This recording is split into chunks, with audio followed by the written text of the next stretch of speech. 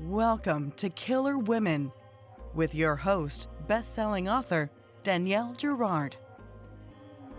And now, Danielle's next killer woman. Hello, and welcome to Killer Women Podcast, a proud member of the Authors on the Air global network with more than 4 million listeners. I'm your host, suspense author Danielle Girard, and my guest today is Lauren Myracle. Lauren is an icon of children's literature, the New York Times bestselling author of many books for young readers, including the Winnie Years series, the Flower Power series, and the Life of Ty series. She grew up in Atlanta, Georgia, and earned a BA in English and psychology from the University of North Carolina at Chapel Hill. She later earned an MA in English from Colorado State University, where she taught for 2 years. Plays Well with Others is her debut novel for adults. Welcome, Lauren.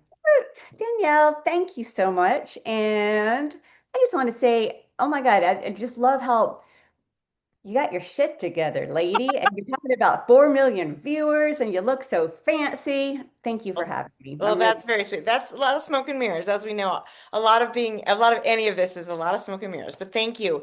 Before we dig in, we started to talk a little bit ahead of recording about some of the fun themes in the book because we were talking about sort of, of course, adding lipstick and being camera ready and all the things that, we do, which men don't seem to have to worry about. So, but before we get into all that good stuff, can you tell our listeners about Plays Well with Others? You bet. All right, so Plays Well with Others is about a woman in her, golly, I think she just turned 30. Her name is Jake. It's short for Jacqueline.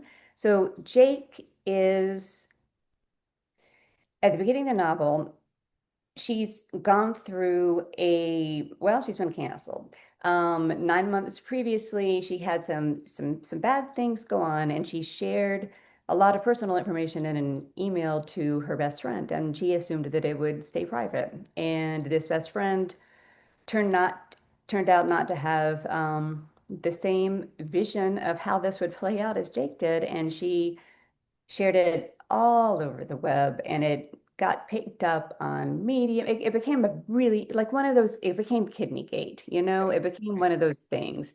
And Jake lost her job, she lost her marriage, she was also going through losing a child. Her whole life fell apart, and she took a year to sob and moan and feel sorry for herself. And then she rebuilt herself, but with an edge. She's like, being the nice girl, that hasn't worked. I'm going to try something different. And so we see the novel picks up where she's moved into this, seemingly perfect row of bungalows. And she's got her sights set on Shelby, her former best friend, who's now married to her husband. And she's thinking, maybe I'll turn the tables. Maybe I give you a taste of your own medicine. Yeah. Yeah. I mean, and what a fabulous theme that is for talking about killer women. I mean, really, and for those people who've been following the show, I went through my own story similar to Jake's. Thankfully, the woman that my husband slept with was not my best friend, but yeah, so that ended up, so we know that the desire for revenge is there, it's big, it's real. Tell us, so this is your debut. You've written obviously all sorts of sweet, I'm assuming not a lot of infidelity and murder in your earlier books. But of course I can understand the desire to write that. So tell us you obviously had massive success as a children's author, and maybe you're still writing children's books, but tell us what drove you to write a thriller for adults? Well, it's first of all, yes, some of my books are sweet, but and we'll talk about this more later, maybe if we talk about the kid characters, but I do think that often grown-ups who have separated themselves from their childhood, and many of us are like, no, thank you, we're done. That was horrible, at least the teenage part.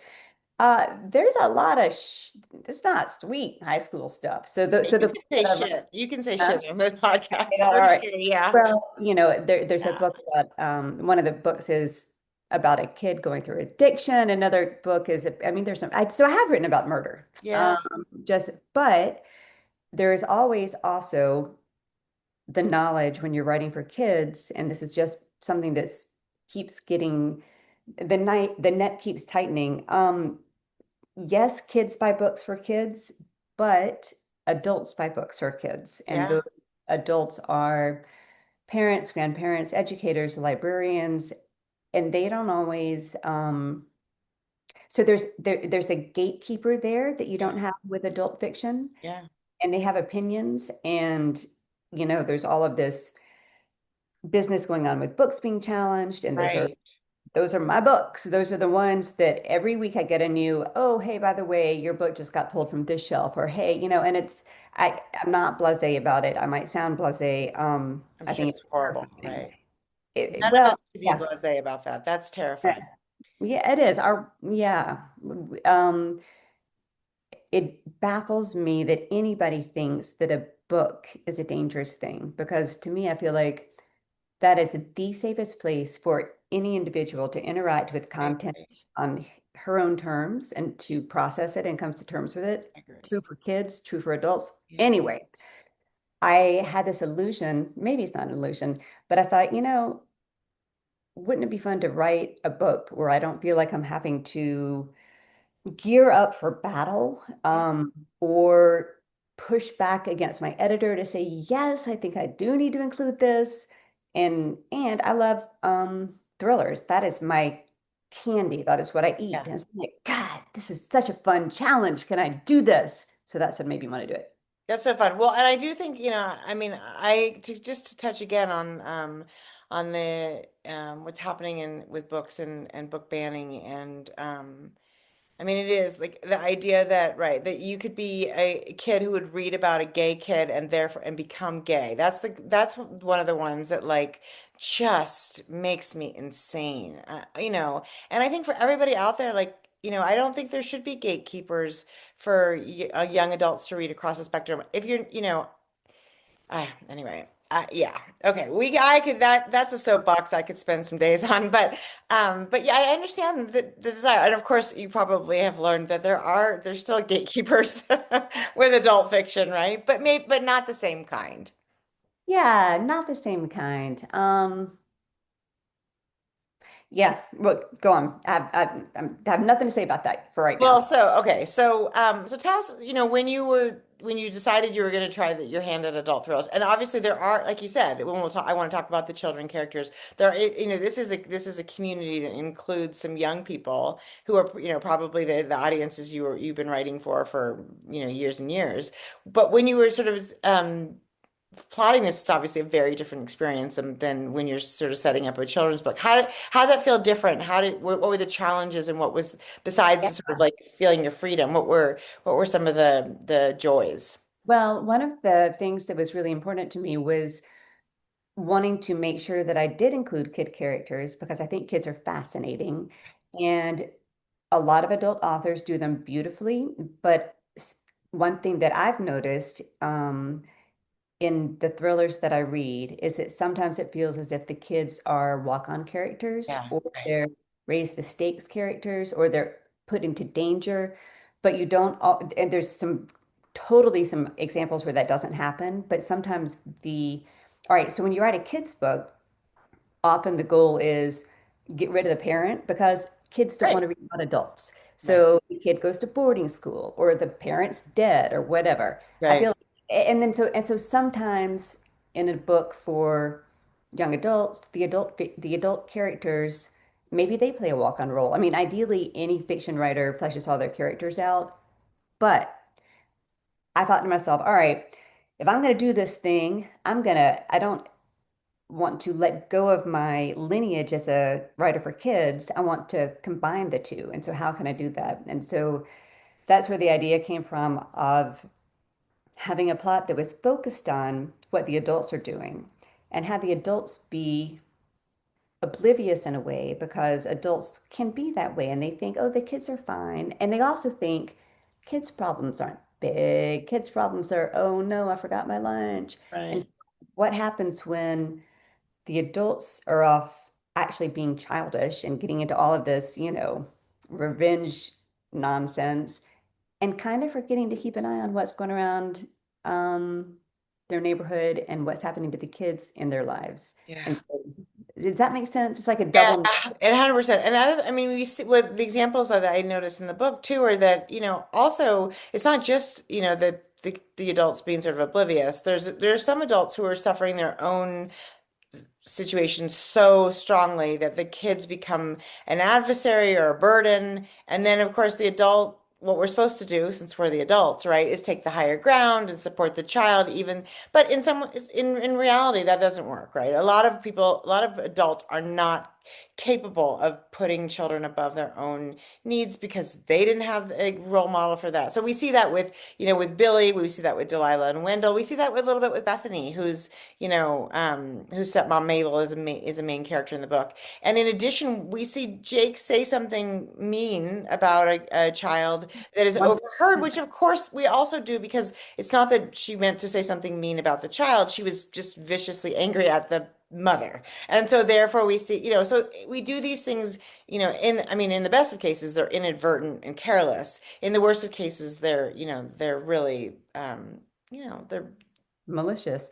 But I think too, there's something to the fact that, all right, you and I, we live in these adult bodies. We've been around for a while, and we have learned to a degree how to navigate our emotions, how to process our emotions. But I mean, God knows we're a work in progress. I sometimes think, you know, you get to be an adult, and then it's kind of like how parents get to say, because I said so. And yeah, it's so adults get to, they don't get sent to timeout the way kids do, but maybe they should right. because not all adults know how to. In fact, probably most adults, probably even us, Oh, I mean, sure.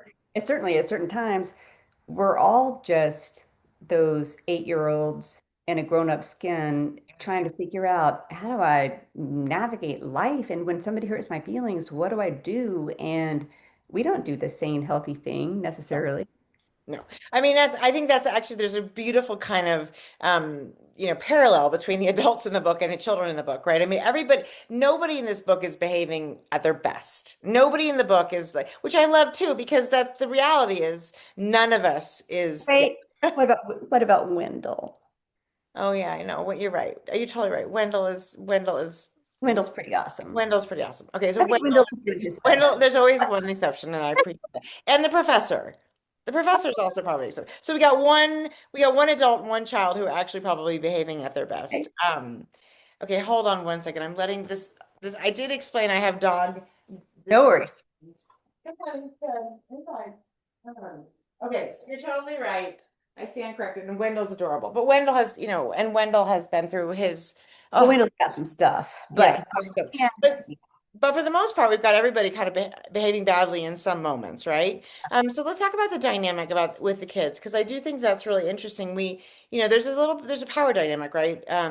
Without getting into too much of the sort of details, I'm curious to know when you sort of set these characters up because we have, Billy, and so Bethany has a crush on Billy. These are all neighborhood kids. Wendell and Delilah are brother and sister. They've been through something and they are now living with their aunt. And I love the twist at the end about all that, which you have to read the book to get to because we don't do spoilers. But so when you're thinking about this, I was wondering if you started with Bethany, for instance, because she was Mabel's stepdaughter. And then did you build out the character? How do you start? Because there are actually quite a few, and really well developed, which is impressive characters in the book. I mean, which we have a cast of, 8 or 9, right? I mean, how did you sort of plan that? Because that has to be different from what you've done in the past. all right. Well, that's a cool question. All right, so and I have two answers. So the first thing is in my real life, when my children were young, I have 5 of them, and the youngest is now 19 and just got home for the summer.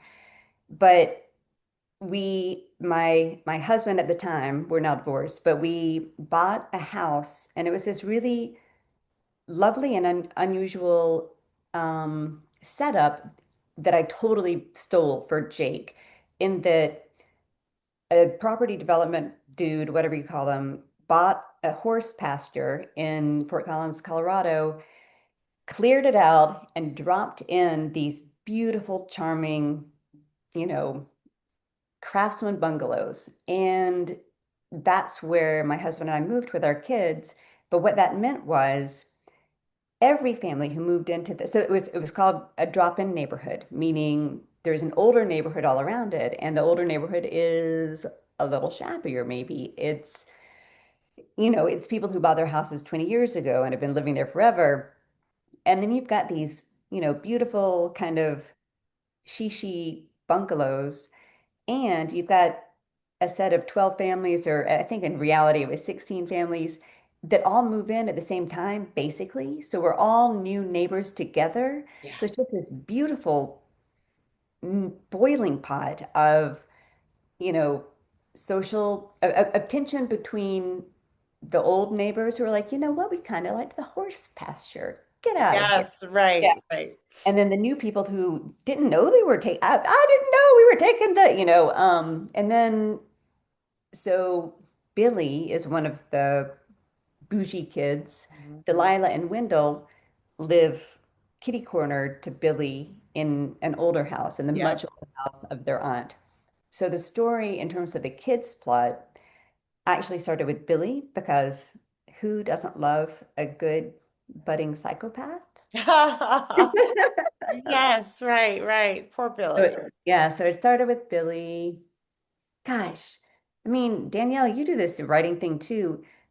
It's not some mystical muse, I know that, but it is mysterious too, isn't it? Yes. No, I think it is mysterious. It's subconscious. The muse is, I mean, obviously that's her. But I just wanted to like, so are you a plotter? Like, did you have this? Because I am not. I have an idea. I think I know where the end is. Or I usually have an end scene in mind, although that's not true for the book. For the first time ever, my 18th novel, I have no idea exactly how this last scenes go. So that's really scary and terrifying. But normally I don't know exactly what I'm doing, or particularly who the characters. You usually know one or two of them, but there can be others that sort of emerge when I've done multiple point of view books like this one. So I guess that's what I'm asking. Like, did you sort of you obviously Billy, and I agree, is brilliant. And I would in defense of Billy, I would be like with a mother like Vanessa. I mean, we're all going to end up a little screwed up.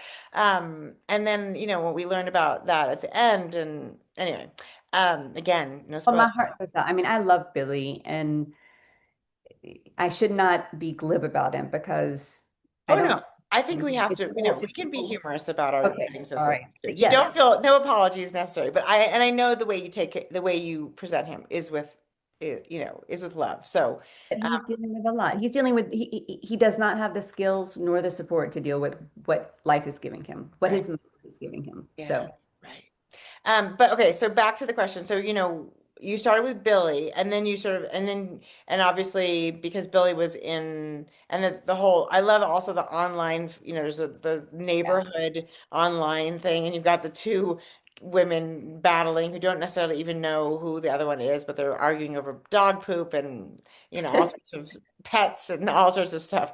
But so how did that? So you obviously had Jake and Mabel, and then did you sort of find Billy and decide Billy needed some cohorts his own age? I mean, not this. No, no, no. I'm laughing because I feel like so you and I have both been writing for a long time, and I feel like you're supposed to get better. Like I feel like architects surely get better at building houses. And yes, some things get easier. I now know, and I'm sure you do too, that I can write a book, that I Yeah. can I can finish it. I can get to the end. I also know that I can revise it when I'm told that it's horrible, as I Right, always. me too. Right, exactly. We've all heard that. Yeah. And I wish that wasn't the case. And I affirm, I fully buy the idea that outlining is the way to go, and yet I have yet to succeed in that.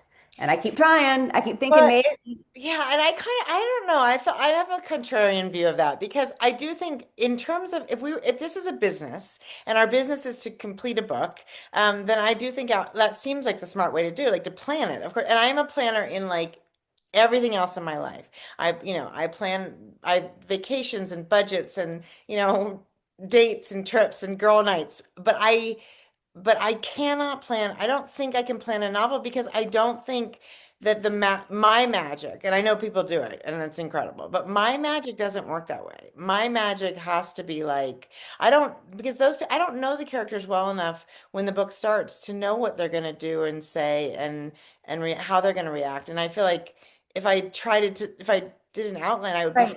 it'd be like trying Right. to force my neighbor to do Boring. Yeah, something. exactly. The right. Yeah, I hear that. And I have two thoughts about that actually, because I love the magic part of it and I love the creative part of it. And I know that when I sit down and start writing, something does open up and it's fun and it's exhilarating.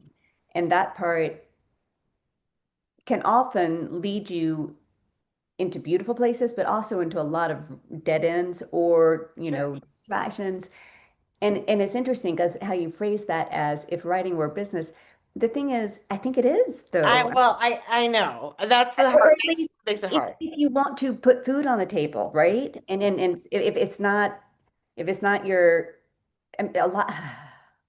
I guess I meant if it was a non-creative business. If it was just, if it was a, but I just think, I agree, it is a business, which is where the editor comes in and the revisions and all that. But I think for me, if the process was business and not creative, I don't think I would do it because I Well, would, for sure. And that's why we're doing this, and that's why we right. snuck at all the parts, like, yeah. I would be an accountant I actually decided I would do estate tax.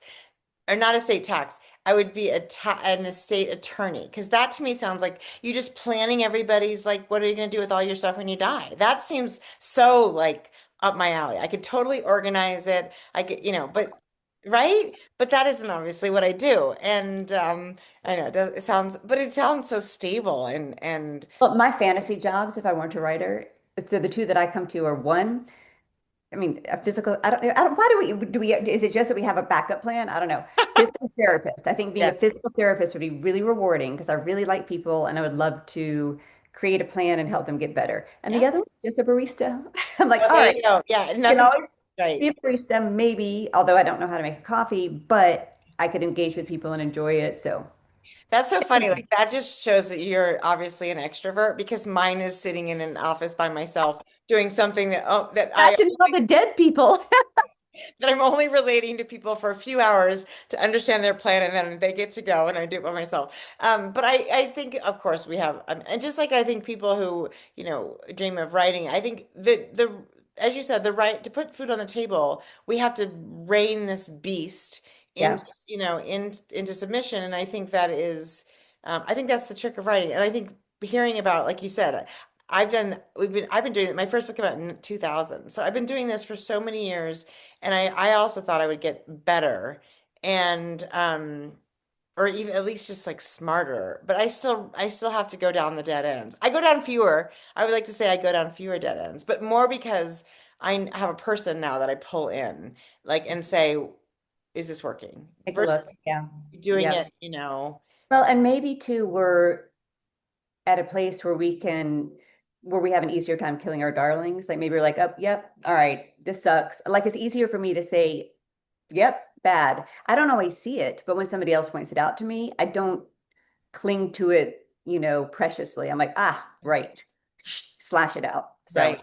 Right. And I get to the point now where I expect that a, 100,000 word book will require about 135 to 140,000 words. Like yeah. that's just the way it's going to be. Like it's, because I Uh, have to write yes. to get there. And then I'm like, oh, that's all that extra stuff was really just for me. I feel like for me, I'm still stuck in to get to 100,000 page word book, I'm writing a million words. And it's just, I feel, I know that the frustration, sometimes it can be a good driver, but I also know that I need to not beat myself up. But I would like to become more efficient.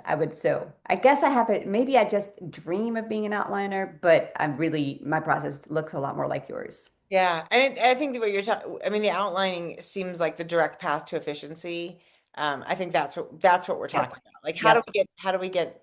yeah, how do we spend less time circling this thing and not kind of getting to the point of what we're trying to do? But I haven't figured it out. Lauren, when you figure it out, please let me know. I haven't figured it out, but one thing I have been trying is that I have realized that my first drafts are teaching me what the book is about. Yeah. And so I'm trying really hard to learn how to write fast and messy, but even that is hard because you want your sentences to be pretty. And I'm like, Lauren, they're not gonna, they're not gonna stay. But so that it's like right now, my trick, my attempt anyway, is to say, just get it out on the page. It's Yeah. gonna be nasty, and then you'll know what it is. And Yeah. then so we'll see how The it goes. analogy I always make is vomit, which is actually kind of a great Uh-huh. analogy. No. But the idea is that you just you vomit and then you just pick out the little, which is implies there's something savable in vomit. But that Yeah. is what sort of I think of is like, just it all has to come out in order to find whatever little swallowed gold is in there that you have to save for the next draft. And it is hard. I think we sort of are also started talking about this in terms of being women, right? Like letting go of these, these sort of, as we talked about, since we're both women in our 50s, which of course seems impossible to believe, that we're, giving ourselves more grace in all the ways, right? And I think one of the ways is that, yeah, you got to be able to, it's okay to write that shitty first draft, as Anne Lamott says, because it's not gonna, it's There's just no way around it, at least for me. me Yeah. neither. Yeah, I mean, and actually, I've talked to authors who literally write an entire draft, and then they take that entire draft and they put it in a folder and don't look at it again and start again. And I Yeah. always think that I'm like, I mean, it's brilliant, it works for them, but talk about inefficiency. Like, I think that I'm still gonna, I would cling to that darling and be like, I can't kill the whole thing. I can kill three-quarters of it, but I can't. There's some sentences in there I need. Yeah. Yeah. Yeah. Yeah. Although maybe though, that method is the vomit, put the vomit in a bag, wrap it up, and now your stomach is healthy and your gut is healthy. So, I mean, I love maybe that. it does work. Maybe it is efficient, and maybe that would give you permission to not try to create the little gems and the jewels. I don't know. Yeah.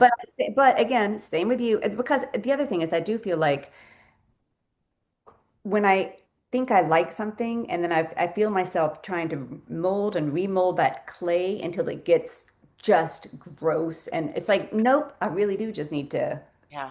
throw it away. One thing I did, so I had published, 17 sort of police procedural-ish books. They were all set, like one of the main characters was in law enforcement, medical examiner, police, whatever. And for the first time, the book that's coming out in February is about a regular woman who just wants to have she has idiopathic infertility, can't get pregnant, wants a baby. And one of the things my new agent did is she said, when you're done with this book, I want you to put it, start a fresh window and retype it, which I just was like, this just feels like 100,000, word torture No, session. busy work. But Yeah. one of the things I noticed, because at this point I'm much less resistant to people's, Yeah, I hear you.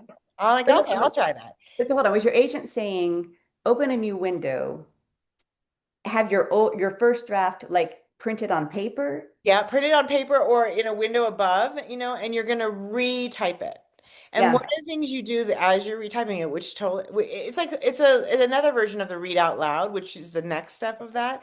Um, and my agent is Danya Kakafka, who also is a writer, and she wrote Notes on an Execution, which won the Edgar 2 years ago. So she's a very, she knows what she's doing on multiple levels.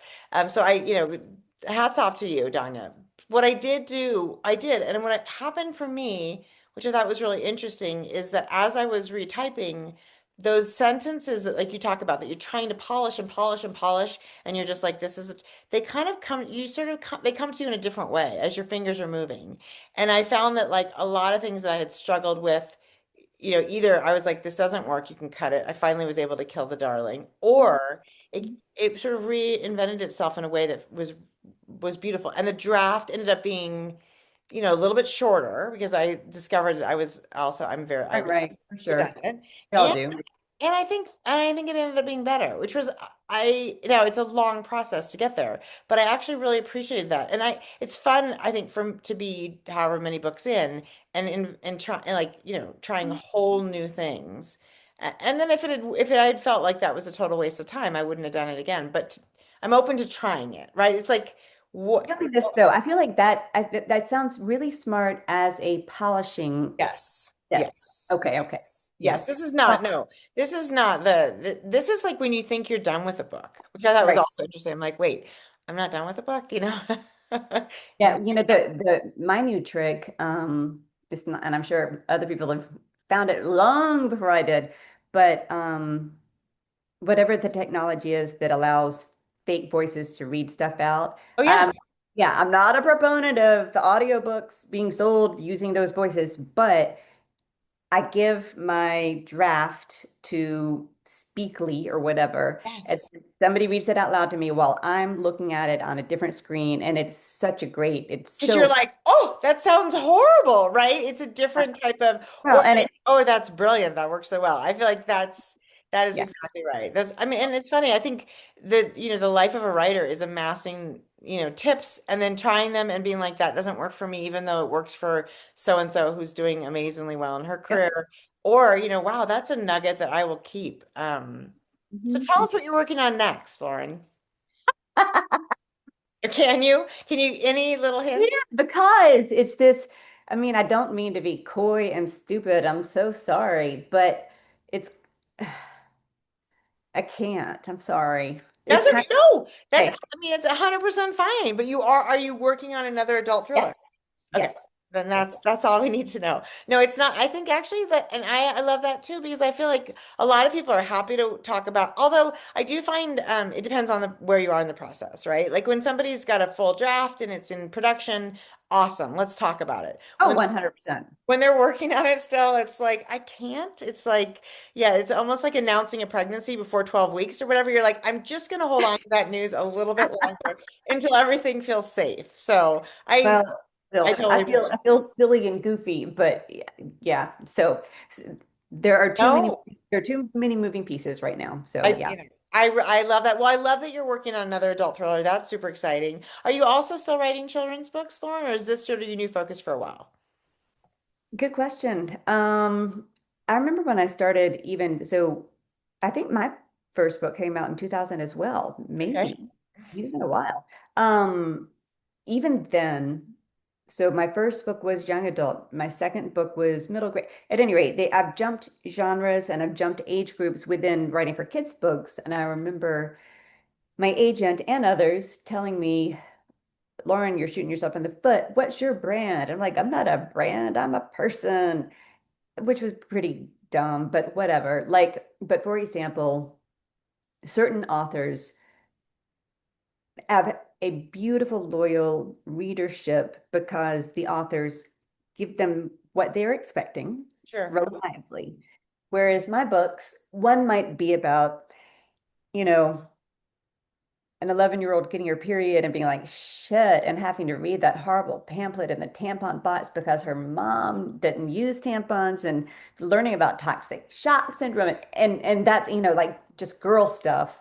And then the next story is there is a murderer in a building in a girls' school and people have learned how to steal popularity, like suck it out and use it. Anyway, so some people like my creepy books and hate my girly books. Other people love the girly books, and so I don't know if I yes I'm so I have a kids book that I'm super proud of that's coming out in August. It's called Incredibly Penelope, and I can't imagine not writing for Yeah. kids. Yeah. So yeah, so we'll see. Don't you feel like I have to say, and I've heard this a lot. When I started, they wanted me to write romantic suspense, which I never really could do that. Not very romantic, I guess. I can't think of an example. Tell me one. What Well, is like it? All those Irish Johansson books and J.D. Robb and early, I mean, those were Nora Roberts. They would write Okay, okay, okay. Gotcha. Sandra Brown. I mean, they just do that thing where they really toe the Yeah. line between, the whatever is the Fighting, but mystery there's also the romantic plot this time. drives the couple together usually. I mean, first it drives them apart and then drives them together. So it's a romance construct with the thriller elements. And obviously that's amazing. And I love to read those. It didn't work for me. I ended up not being able to deliver those. And that was a big, it ended up being, I switched publishers, and it was interesting. And I think back in the day, when we first started writing, it was sort of stay in your lane, pick a lane and stay in it. And I actually feel like I've talked to so many wonderfully talented writers who do, who write YA. I just talked to Anne Sophie Jun. Oh, I have the hardest time with her beautiful French last name. And also the writer of Ellie Black Returns, who wrote Tokyo Ever After, Emma Kojin, who are getting to do both of these things, and people like Ashley Winstead who write, romance fiction and also thrillers. So I feel like the industry is much more forgiving and accepting of that, which I really appreciate. So I think, and I agree with you. I understand we're supposed to create a brand, but I also feel like I can we readers read all these things, right? Readers read multiple things or buy books for their kids and then also read for themselves. So I feel like isn't that on the publisher to brand the book to look like I obviously kind of, well, so I was thinking as you were saying that I don't know that the industry is forgiving. I think our yes, readers are forgiving. exactly. I think our industry is kind of a tight ass. Yes. And I do think it's getting better. I think It's there's, made up of good people. It's yeah, just that once it becomes a machine, yeah. and again, it goes back to the putting food on the table part. I mean, how in the world do you blend creating art with finance? Yeah, I know. It's a super tricky part of our business. And yet, here we are, doing the best we can do. But I love having the conversations about the characters and about the women, and also, that the story. My daughter went to Colorado State. Oh, So no way! yeah, so she You was in kidding? college. Yeah, but she just actually graduated. When did she graduate? 2022. So, Did you by any chance study biomedical engineering? she did not. She did psychology and criminal justice. So she's now she works actually for an organization that supports the homeless in Denver. She's doing Wonderful. really amazing work. I'm super, super proud of her. And also sometimes I'm terrified for the things that she Yeah. sees and does. Yes. But she loved Fort Collins, and so when you talk about that, I know exactly what I Yeah, can imagine. yeah. Fort Collins is charming. Oh, so charming. So tell us, Lauren, tell people where to follow you on social media. Do you have a website, and where can they find out sort of, about plays well with others for themselves and incredibly Penelope, is that what it's called? For their children or You grandchildren. got it. You got it. You got it. All right. So Instagram is where I spend most of my time, and that's another thing that have been. I don't know how you're amazing because you're putting yourself out here with the podcast. I read somewhere, and I can't. I'm going to mangle this whole idea, and I probably just twisted into my own idea, but this idea that we as women, and especially women of our age and grew up when we grew up, that again that business and marketing and blah blah blah, that's a man's world, and that I somehow grew up with this idea that it was crass to Self-promote. want money, but Oh yeah. money you and so so it's Yeah. like it's taken me a while to be like, screw that. I want to be in charge of my destiny. I don't want to sit back and pretend to be above it all, because so I'm trying to embrace the fact that Instagram is a way to reach readers. Yeah, yeah. I think that, and actually, I find I struggle with the self-promotion, which is where the Uh-huh. podcast We comes all in. do. Because Yeah. I love the idea. Well, actually, I would argue that some people are really good. Okay, you're But I right. would argue that more of them are men than women, because I think we were taught to sort of never boast and don't, so there's all that stuff that's still baked into the cake for, at least for me. But celebrating other authors, which I I think is, know. It's like I can promote my friends. Woo! yes. But that's But what we do. We promote our friends, and then when it's our turn, our friends promote us. And we also get to say, look at what I put all my hard work into. So Lauren Miracle, I want to spell miracle for you guys because it's a miracle. It's spelled Myracle, which you could probably find. I'm sure if you misspelled it, you would also find Lauren. But but on But Instagram, it's Miracle Girl. And on Facebook, it's Lauren Miracle. And I do have a website, but it's wretched. I need to get on that. I need to get on that so bad. But I've made some really cute reels on Instagram, so you should go check them out. And last night, I don't know if you do this, but a lot of people, well, my husband and I always fall asleep listening to something, and we found this podcast that is fabulous because the women's voices are delightful. Yours, I could not fall asleep to. I would just stay up. I'm like, oh my God, oh my God. But this one is called This Podcast Will Kill You. Have you heard Oh, of it? no, that's so funny. Sure. It's not about thrillers. It's about disease, and it's Wow. two women doctors, and but it's so delightful. And yet, just last night, I was thinking about this whole self-promoting thing, and the women on it said, "Yes, I'm Erin Updike, blah blah, and I'm Erin," and they said, "And are you following us? If you're not, you totally should be." So I Yeah.